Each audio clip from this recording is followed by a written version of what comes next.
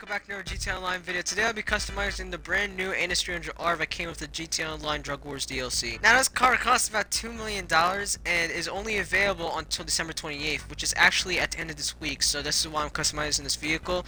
Now I believe this car is based on the Nissan Z. If someone could correct that in the comments, please correct that.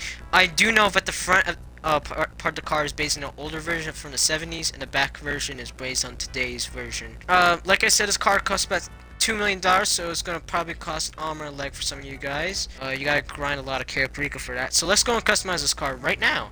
I feel like this car has grown on me because the modern day car has more like bulged out headlights. They're not like deep inside of the car. Pause. Let's put on max armor, brakes, fenders.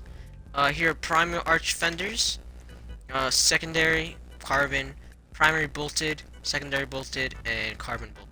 I like this, but at the same time I don't like how the tires are not aligned to where the arches are.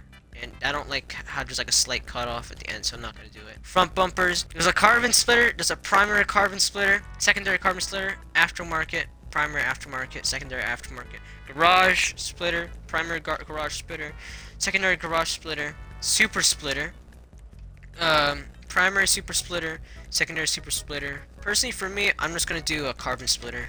Keep it simple. Max engine, of course. Engine cover.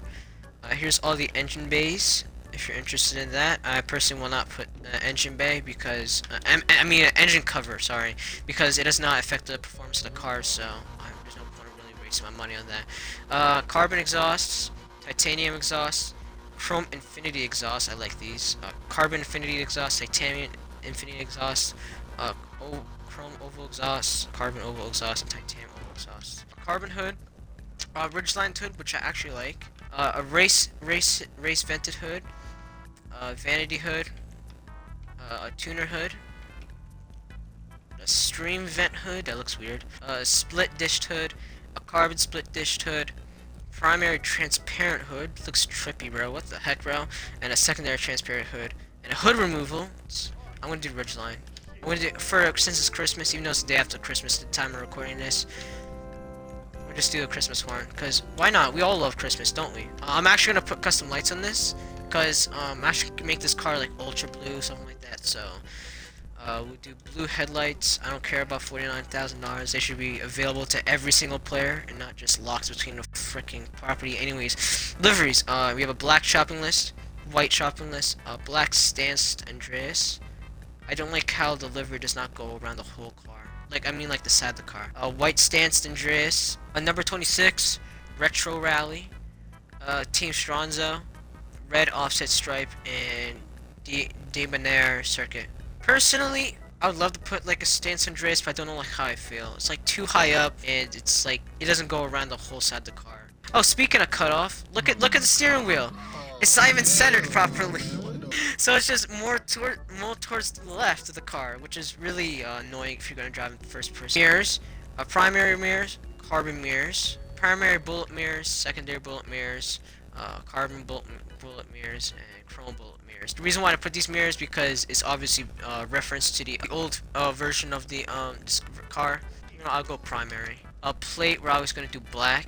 Our rear panel, we got a primary rear panel. Actually, right about the car so you can see it clearly. You have a secondary panel and a carbon panel. I'll keep it black.